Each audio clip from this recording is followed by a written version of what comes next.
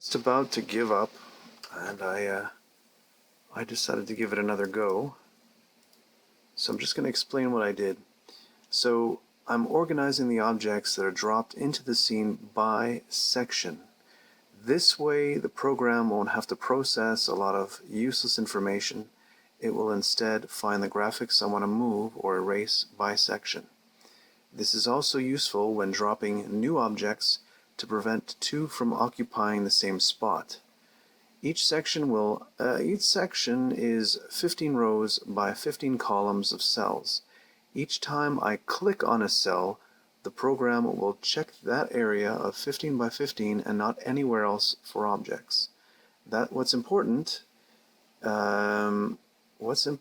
is that as you build levels, the program won't be checking everything. Otherwise, when the level is made very big, it will take a lot more processing power to find an object among many. So I'm just going to show you what that means.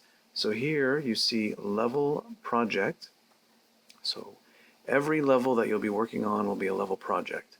Now as you click and drop objects into the scene, right, they're organized by section. So you see here, this is section -1 on the X, 0 on the Y, and of course it's two-dimensional, so forget the Z.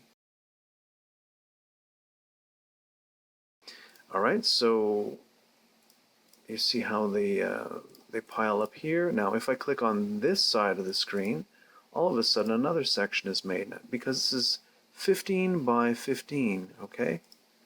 So here you go, 15 by 15. Now if I move over here, I'll just make it black for fun. Alright, so another section is made. And so this way, as you build the levels, the computer or the program, it won't be searching for objects everywhere. It'll focus. Let's say you click here and you want to erase this. It'll look in this section to see if there's an object there at all. Or if you want to drop an object, it'll make sure that nothing is already in the spot where you're trying to drop an object. So, and as you make the levels very big, the computer won't have to consider everything when you're trying to click on one object to move it or erase it or drop something on top.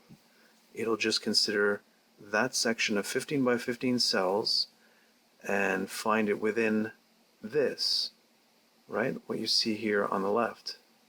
Alright, so that's my little innovation, and I hope to make this go a lot faster, to accelerate things, because it's taking a very long time, and frankly I'd like to get this done as soon as possible. I mean, for now this is just a level maker, and